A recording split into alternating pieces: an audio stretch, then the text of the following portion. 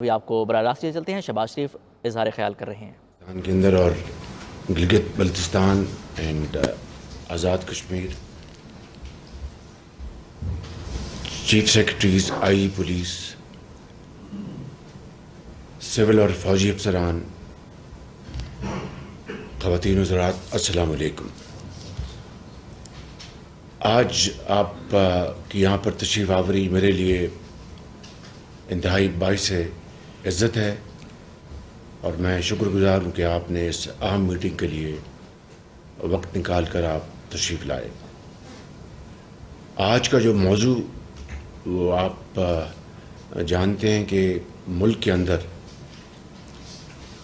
جو اس وقت نئی منتخب حکومتیں الیکشن کے نتیجے میں آ چکی ہیں. وفاق میں بھی ہمیں اب 24 دن ہو گئے، اسی طرح درجہ بدرجہ صوبوں میں.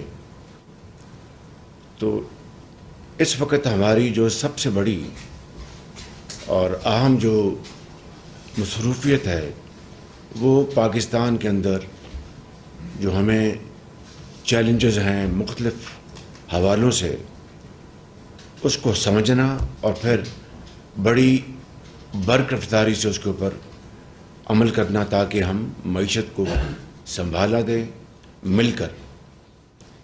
سیاسی جو اس وقت ملک کے اندر افراتفری تقسیم در تقسیم اس کا خاتمہ اور یکسوئی کے ساتھ ہم پاکستان کو ان چیلنج سے نکالیں اور پاکستان کو ترقی اور خوشحالی کی طرف تیزی سے لے کر چلیں. یہ تبھی ممکن ہے کہ وفاق، چاروں صوبے، وہاں کی حکومتیں، وزرائے اعلیٰ اور ادارے اور افواج پاکستان ہم سب مل کر اس عظیم مشن کے لیے یکسو ہو جائیں. میں نے پچھلے 24 دنوں میں معیشت کے حوالے سے بے شمار میٹنگز لی ہیں اور اس کا میں اپنی سپیچز میں اس کا ذکر بھی کرتا رہا ہوں. آج ریپیٹیشن میں جائے بغیر چند باتیں آج کی میٹنگ کے حوالے سے جو ریلیونٹ ہیں وہ میں دوبارہ عرض کرنا چاہوں گا کہ جس مقصد کے لیے ہم یہاں پر آج اکٹھے ہوئے ہیں. سب سے پہلی بات جو پاکستان کو بے پناہ نقصان جس نے پہنچایا ان 76 سالوں میں، وہ انلیگل ٹریڈ، سمگلنگ. ایک مثال آپ کے سامنے پیش کرنا چاہتا ہوں کہ 2022-23 میں جو چینی کی پیداوار تھی پاکستان میں، اس کو سامنے رکھ کر ہماری جو کولیشن گورنمنٹ تھی اس نے ایکسپورٹ کے لیے کوئی 2.5 لاکھ ٹن کی اجازت دی. بہت محتاط طریقے سے ہم نے یہ فیصلہ کیا. اس کے بعد ہمیں بتایا گیا جی کہ جو سرپلس جو اس کا تخمینہ ہے اتنا نہیں ہے، تو ہم نے روک دیا. مگر یہ حقیقت ہے کہ چینی افغانستان سمگل ہو گئی. اسی طریقے سے جو بجلی کی جو چوری ہے اس حوالے سے سال کا 400-500 ارب روپے ایک تخمینہ ہے کہ چوری میں چلا جاتا ہے. باقی جو سسٹم کے اندر جو کمزوریاں ہیں، ٹرانسمیشن لاسز، لائن لاسز اور دوسرے، وہ اس کے علاوہ ہے. اسی طرح پیٹرولیم کے میدان میں وہاں پر بھی ہماری جو ہے چوری ہوتی ہے گیس کی. پھر ریونیوز میں وہ تو بات آپ کے سامنے آ چکی ہے کہ کھربوں روپے کے جو محصولات جو آنے چاہیے وہ نہیں آتے. 9 کھرب کا اس سال تخمینہ ہے محصولات کا، لیکن یہ بھی ایک محتاط اندازہ ہے کہ 4 کھرب کے محصولات جو موجودہ جو ٹیکسیشن کا نظام ہے اس میں آ سکتے تھے، وہ کرپشن اور غبن کا شکار اور لیکیجز ہیں. اسی طرح 2700 ارب روپیہ کے جو محصولات جو انڈر لٹیگیشن ہیں ٹرائبونلز میں، اپیلیٹ کورٹس میں، اور کئی سال سے سلسلہ چل رہا ہے، اور یہ پیسہ اگر آدھا بھی آ جائے تو اس ملک کے اندر طول و عرض میں کینسر اسپتال بھی بن سکتے ہیں، یونیورسٹیاں بھی بن سکتی ہیں، اور سڑکیں بن سکتی ہیں، اور پاکستان کی ترقی اور خوشحالی کے لیے، اور جو ہمارے جو قرضوں پر ہمارا جو دار و مدار ہے اس میں کمی آ سکتی ہے۔ یہ وہ تمام معاملات ہیں، چیلنجز ہیں جس کا آج ہمیں سامنا ہے۔ میں بلا خوف تردید یہ کہنا چاہتا ہوں کہ کل جب میں نے لی پاور کی پریزنٹیشن تو 58 ارب روپے کی چوری جو ہے وہ ریکور کی گئی اس انٹرم پیریڈ میں۔ ایک بڑی خوشائند بات ہے، اور اس کی ہمیں اس کی بھرپور تحسین کرنی چاہیے۔ اسی طریقے سے سمگلنگ کے حوالے سے بھی خاطر خواہ اس میں امپروومنٹ آئی۔ تو اس کی کیا وجہ ہے؟ اس کی وجہ بڑی صاف ہے کہ ایک کمٹمنٹ، ول ٹو ڈو، نظام میں بہتری، صوبوں نے پوری طرح کوآپریٹ کیا، اور یہ بات نامکمل رہے گی اگر میں یہ نہ کہوں جو مجھے بتایا گیا، اور ہے بھی حقیقت، کہ چیف آرمی اسٹاف کی ذاتی کمٹمنٹ ان تمام معاملات میں پوری انہوں نے سپورٹ دی، جس کی وجہ سے یہ رزلٹس آئے۔ پہلے تو میں ان صوبوں کو، جس میں پنجاب بھی شامل ہے اور دوسرے صوبے جنہوں نے درجہ بدرجہ اس مہم میں حصہ لیا اور پاکستان کی خدمت کی، فیڈرل گورنمنٹ کے اس وقت کے جو وزیر اعظم اور دوسرے جو ان کے اکابرین تھے پاور میں، منسٹر، سیکرٹری جو بھی تھے، ان سب کا شکریہ، اور چیف آرمی اسٹاف آپ کا بہت شکریہ۔ آپ نے پوری کمٹمنٹ کے ساتھ اپنی ٹیم کے ساتھ یہ آپ نے ایک ایفرٹ کی، جس کا اگر 58 ارب آ سکتے ہیں 9 مہینوں میں، تو کیا وجہ ہے کہ باقی جو ہماری جو اویلیبل جو ہماری جو اپرچونٹیز ہیں ان کو ہم پوری طرح کیوں نہیں کنورٹ کر سکتے، اور وہاں سے ہم یہ کھربوں روپے واپس لے سکتے ہیں۔ تو یہ ساری بات آئی تھنک بیٹھتی ہے دا ول ٹو ڈو، کہ اگر ارادہ ہے تو پھر پہاڑ، سمندر، وہ رکاوٹیں ختم ہو جاتی ہیں۔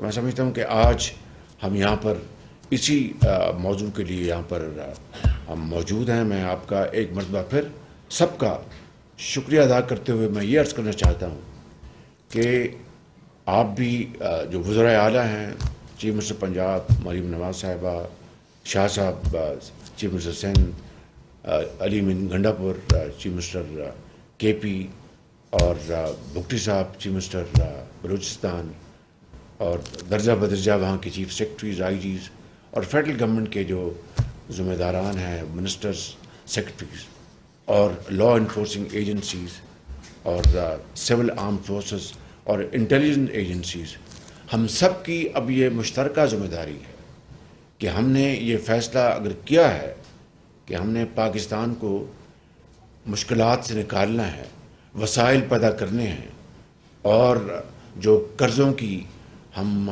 ایک انڈیفینٹ زندگی بسر کر رہے ہیں جس کی کوئی لمٹ نہیں ہے، تو اس کے لیے تو ایک ہی طریقہ ہے کہ ہم پاکستان کی صنعت و حرفت، زراعت کو فروغ دیں، جس کے لیے ایس آئی ایف سی بھی ایک بڑا روبسٹ میکنزم بن چکا ہے۔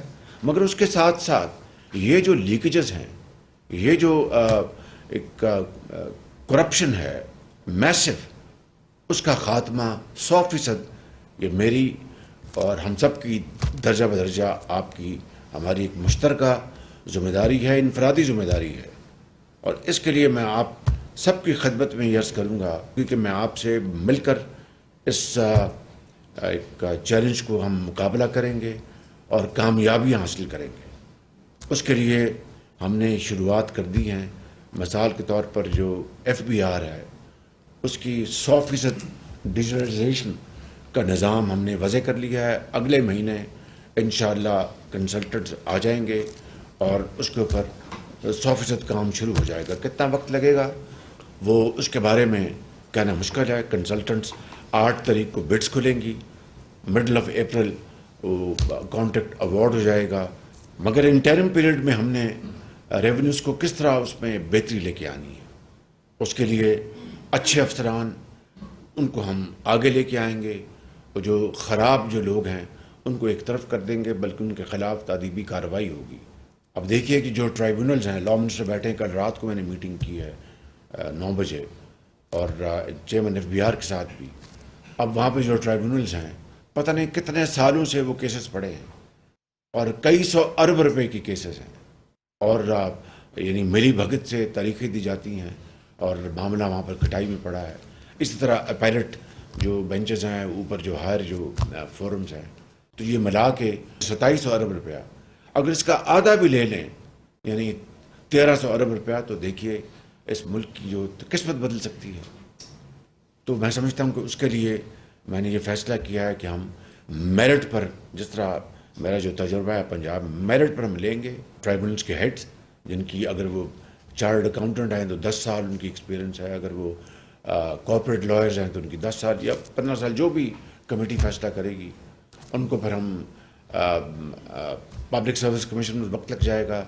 लम्स में हमने सोचा, लम्स में या नस से उनके हम रिटन जो है उनके करवा लेंगे एग्जामिनेशन, फिर उनका जो ओरल जो इंटरव्यू है उसके लिए एक बहुत अच्छा मैकेनिज्म बना लेंगे और उनको फिर हम लेके आएंगे, उनको TORs होंगे, उनको टारगेट्स देंगे और वो अपने ये फैसले करेंगे बड़ी सुरत के साथ। ये है वो तरीका इस वक्त है क्या, जो लॉयर्स दोनों तरफ से मिले हुए हैं और तारीखों पर तारीखें दी जा रही हैं और मुल्क का जो है वो मईशत का जनाजा निकल चुका है।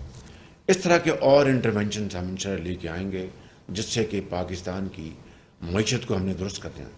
मैंने कल भी आपको अर्ज़ किया था, पिछली 24 दिनों में सारी मीटिंग में मैंने आपको गुजारिश की कि there will be no compromise, no political influence, bureaucratic influence will be allowed to interfere with this major surgery which we have to undertake collectively for the good of Pakistan और ये 25 करोड़ आवाम के लिए।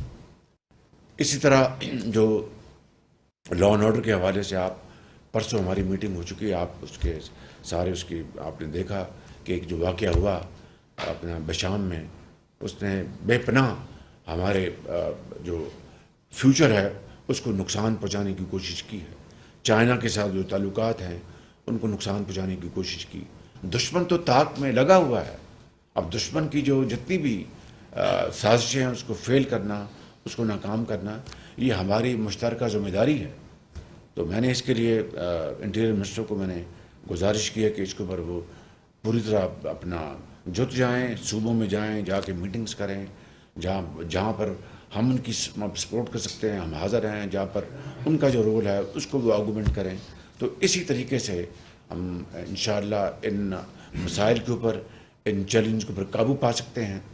और मुझे पूरा यकीन है कि कोई शक नहीं कि बहुत यानी मुश्किल हालात हैं, कोई शक नहीं कि चैलेंजेस बड़े सख्त हैं, लेकिन वही कौमें वो कामयाबी से हमकिनार होती हैं जो हिम्मत नहीं हारती और जो with unity of thought and action, जो मेहनत से, दिन रात मेहनत से और पसीने गिरा कर वो अपनी मुकाम हासिल करती हैं। और मुझे अल्लाह ताला के फज़ल करम से पूरा यकीन है कि पाकिस्तानी कौम में इतनी, उनमें अल्हम्दुलिल्लाह ताकत है, बहुत जरी कौम है, बड़ी मेहनती कौम है।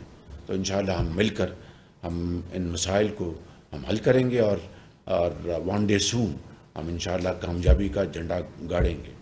मेरा आखिरी आपको आपकी खिदमत में ये मैसेज है कि हमने मिलकर काम करना है, हमने कोई कहीं भी लचक नहीं दिखानी, कहीं कोई कॉम्प्रोमाइज़ नहीं हम करेंगे, और जहाँ पर भी जज़ा होगी हम उसको अपना अप्रिशिएट करेंगे और सज़ा में हम ज़रा ताख़ीर नहीं करेंगे।